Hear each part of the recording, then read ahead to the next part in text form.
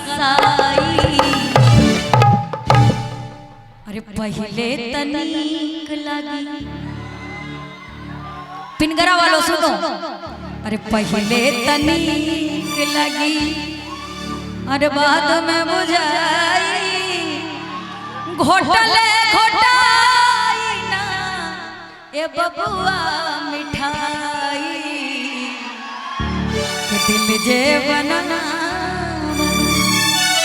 प्यार मोहब्बत के चक्कर में मत पड़ो, सक्सेस होने के चक्कर में पड़ो, प्यार मोहब्बत की लाइन लग जाएगी, है ना। और हम जाएंगे भैया, भेजिए ना हम लोग को।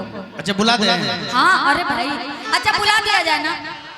तब जानते हैं पैरवी आया है, 500 रुपए का पैरवी आया है नीतीश भाई का, कि फटाफट बंटी भाई बुलाइए। 501 रुपए का आशीर्वाद हमारे नीतीश जी की तरफ से आया है, और फटाफट बुलाने का उधर से एकदम ये आया है, तो आइए। अरे वाह, एक गाना मालूम है क्या? ए हो ब्यूटी के खजाना, और बड़ो लव लेटर के अमनवा लागे नहीं जब से दीदार भइल बा, ए जान हो तोहरा से प्यार भइल बा। बाबू भैया हमारा इस समय सिंगल हो गया है, इतना मेहरारू प्यार की कपार में कमाल उड़ गया।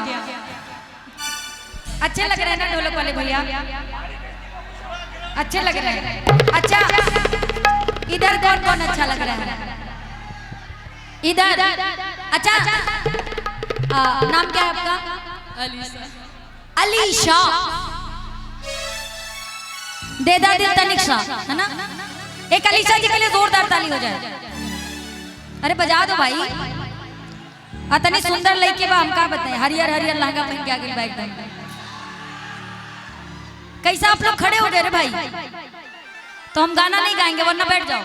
बैठो सभी के सभी, बैठो वहीं पे, बैठो भाई, बैठ जाओ बैठ जाओ। ऐसे ऐसे थोड़ी प्रोग्राम होता। आप क्या क्या क्या क्या हो गया क्या?